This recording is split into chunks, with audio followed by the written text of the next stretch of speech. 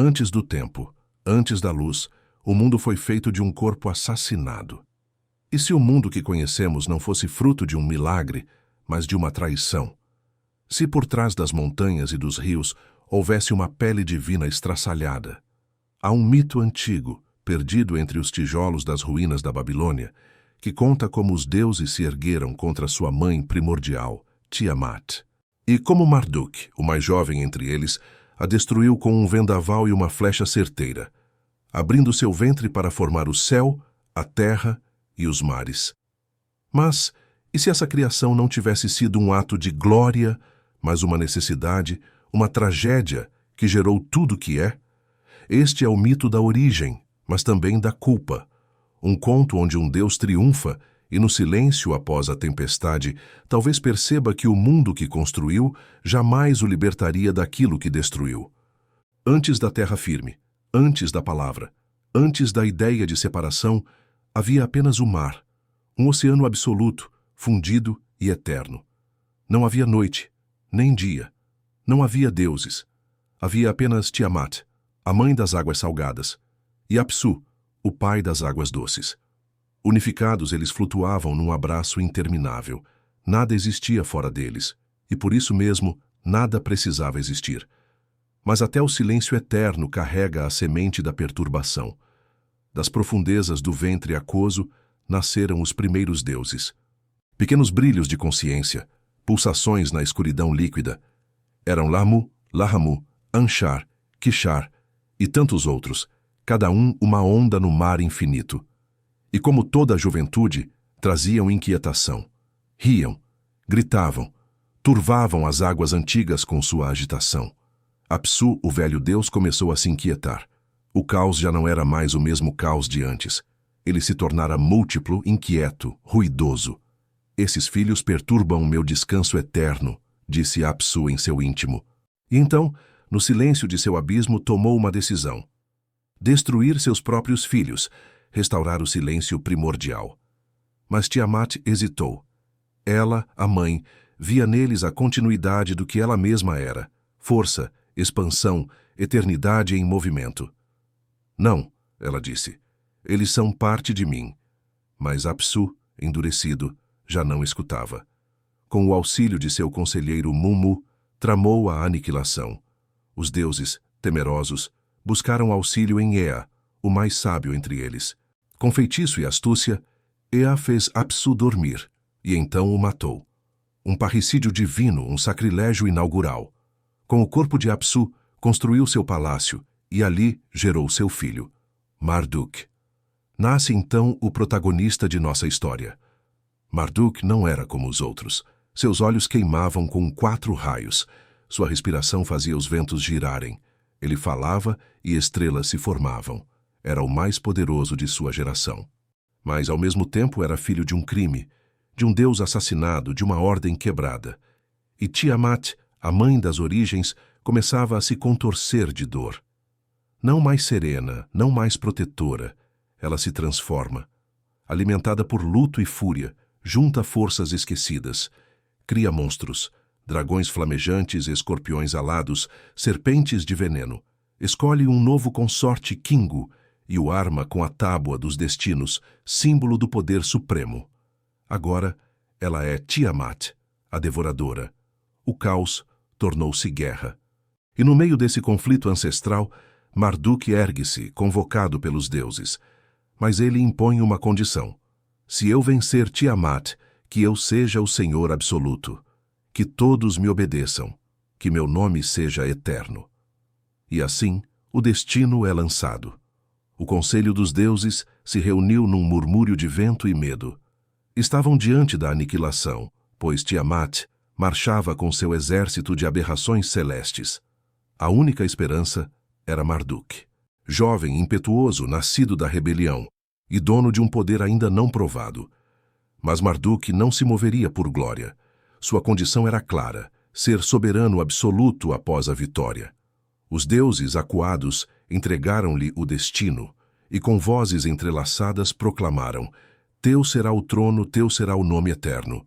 Deram-lhe também armas, um arco, uma rede, uma massa, mas, sobretudo, Deram-lhe o vento, o sopro que separa, que perfura, que transforma o caos em forma. Montado em sua tempestade, Marduk foi ao encontro da mãe. No coração da escuridão, Tiamat rugia. Seu corpo era um oceano flamejante, seus olhos, luas invertidas. Seus monstros uivavam com línguas de fogo e sangue. Kingu, ao seu lado, segurava a tábua dos destinos, mas tremia, pois mesmo no coração do caos havia medo. Marduk abriu os céus com seu grito, enfrentou os monstros um a um. Dragões foram esmagados, serpentes cortadas em dois. O próprio vento o envolvia como armadura invisível. Mas não era batalha, era purgação. Cada golpe era um ato de destruição total. Finalmente, diante de Tiamat, ergueu sua rede e a lançou. Envolveu seu corpo cósmico e a imobilizou. Soprou nela o vento dos quatro cantos, inflando seu ventre até que não suportasse. E então atirou-lhe uma flecha. A flecha atravessou sua garganta. A deusa-mãe estremeceu.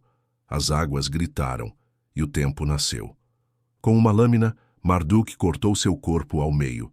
Com a parte superior, fez o céu. Com a inferior, a terra. Seus olhos tornaram-se fontes, seus seios montanhas, seus cabelos florestas. Do caos nasceu o mundo, mas Kingu ainda vivia. Levado como prisioneiro, teve a tábua arrancada. Marduk ordenou que seu sangue seja derramado para criar a humanidade.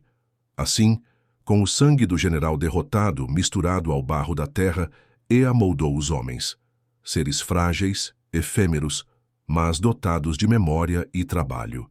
Criados não por amor, mas para servir aos deuses. A criação havia sido consumada, mas no silêncio que se seguiu, algo ecoava. Marduk, agora senhor absoluto, não sorria. Em seus olhos flamejantes havia o reflexo do corpo de sua avó estraçalhada. O novo mundo era belo, mas suas fundações estavam encharcadas de culpa. Ele olhou para os homens. Pequenos, trabalhadores, esquecidos. Eles carregavam em si o sangue de Kingu, o traidor. A memória da guerra corria em suas veias. Como poderiam ser justos se sua origem era culpa e castigo? Os deuses celebravam. Entoavam o nome de Marduk, como soberano dos céus e da terra. Mas ele, no íntimo, sabia. Não havia salvação sem violência. Não havia ordem sem luto. Criara um mundo, mas também matara sua origem. E assim, no ápice de sua vitória, nasceu a queda. Pois todo criador que mata para construir carrega não só poder, mas também um abismo. O mundo estava feito. Céus e terra, estrelas e abismos, rios correndo entre montanhas erguidas de carne divina. Os deuses tinham seus templos. Os homens, suas tarefas. O cosmos, sua ordem. E Marduk, seu trono.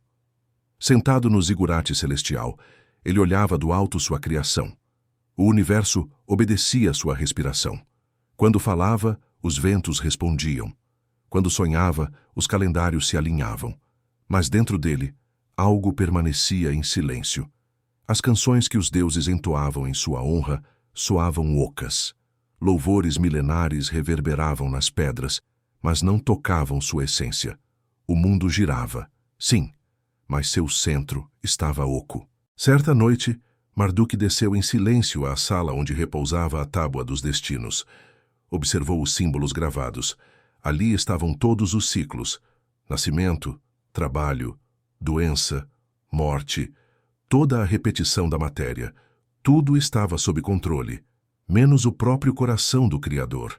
Lembrava-se do momento em que rasgou Tiamat. Não havia ódio, havia medo, havia necessidade, havia o terror da extinção. Mas o gesto foi irreversível. O corpo que nutria todos, agora era o solo onde pisavam. E esse gesto, ainda que celebrado, era uma ferida jamais curada. Lembrou-se também de Kingu, aquele que carregava a tábua antes dele. Um ser feito segundo a vontade de Tiamat. Um general criado não por ambição, mas por amor. E mesmo esse amor foi vencido, esvaziado, triturado em sangue para gerar a humanidade. E então Marduk se perguntou: o que havia criado, de fato? Um mundo belo, sim, mas onde tudo já estava decidido, onde os homens nasciam com um destino traçado, onde os deuses, em sua glória, jamais questionavam os meios que os levaram ao topo. Um mundo de ordem, mas não de sentido. No vazio da noite celeste, Marduk sentiu algo que nenhum deus antes dele ousara sentir: arrependimento. Não um lamento humano, não um desejo de desfazer, mas uma consciência trágica, a percepção de que mesmo os deuses estão presos ao que constroem, e que não há criação sem perda, não há eternidade sem o sangue do que foi sacrificado. Ele caminhou pelo céu, olhou as constelações feitas com o crânio de Tiamat, viu os rios, moldados de suas lágrimas, ouviu os cânticos dos homens, vozes frágeis que não sabiam sua origem sangrenta, e percebeu: talvez a dor que sentia não fosse sua, fosse o eco do corpo rasgado que agora sustentava tudo, e ali sozinho, sob o firmamento que ele mesmo desenhara, Marduk compreendeu: o mundo seria belo, o mundo seria funcional, mas nunca seria inocente.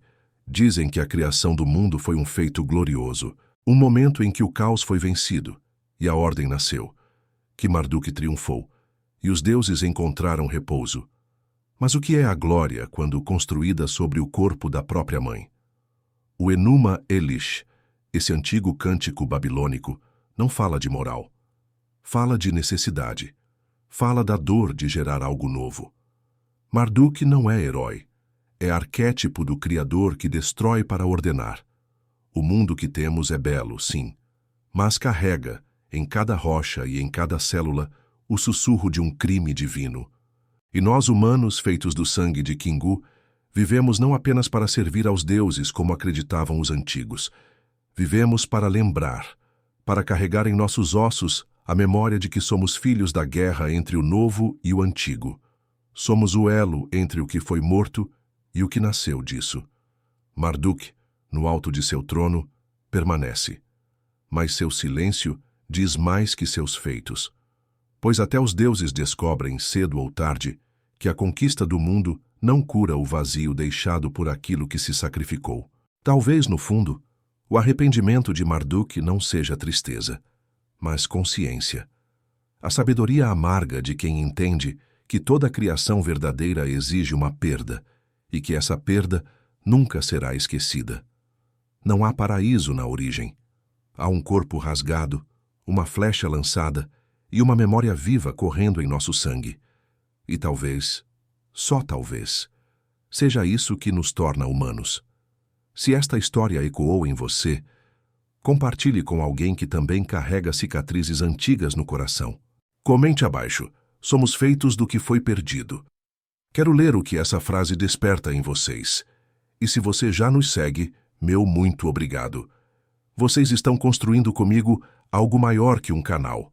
Um mitoverso, onde memória, dor, beleza e eternidade dançam lado a lado. Se ainda não faz parte, inscreva-se, ative as notificações e continue esta jornada pelas sombras e luzes dos deuses, porque aqui os mitos ainda respiram. Até o próximo mergulho.